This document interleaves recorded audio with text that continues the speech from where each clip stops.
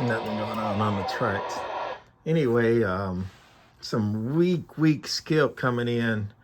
Um, and the reason I'm making this video is I did a local customers. Only reason I did it is because he's a friend of mine I've been knowing for like 40 years. So I did do another Tram D20IA for my local friend, not taking on anymore.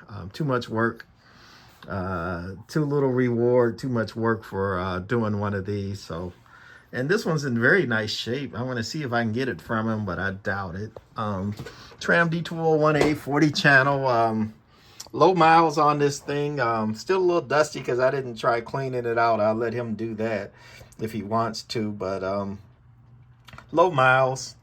Uh, didn't have a lot of use or abuse on it, so we took this on, put in all new electrolytic caps. Most of the power resistors have been changed. And as you can see, it's as you can hear earlier, it's working good.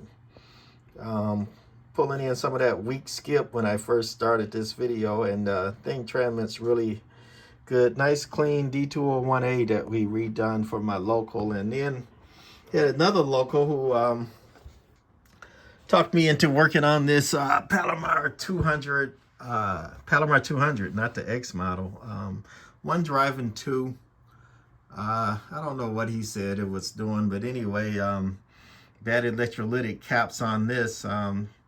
See that little bulge there and that bulge there? Usually when a cap bulges, it's bad. It's shorted out or gonna short. It's gonna cause nothing but aggravation and noise. And these are some of the low voltage caps, the white ones. Those have been changed. Went through this little Palomar 200. Tubes are a little weak, so it's not doing a lot. But anyway,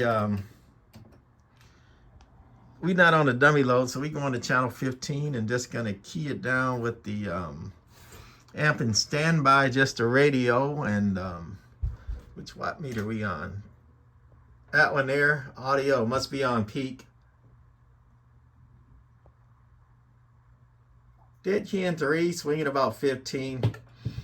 It would do a little more if we took the amp out of line and retuned it, but that amp is sucking down a half a watt or two. And then this is on average. Audio. Dead key in under 3, talking to 6 or so. Shh. Shishing to about 9-10 watts. Very good swing. Of course, you can't beat the audio of a big bad Tram. And we're gonna put the Palomar 200 in operate. One thing I found funny that I noticed on this, operate turns both the amp on and the receive preamp on. Standby turns them both off. And then down here, it puts it on operate with the receive preamp off. Thought that's, a little interesting, but anyway. One driving two. It's got a tuned input, but it's not adjustable. That's that coil there. That would be the tune cap for the driver. You tune that for max watts. And your tuning loads, you tune for max watts. So anyway, we're going to go to the 200 watt scale here.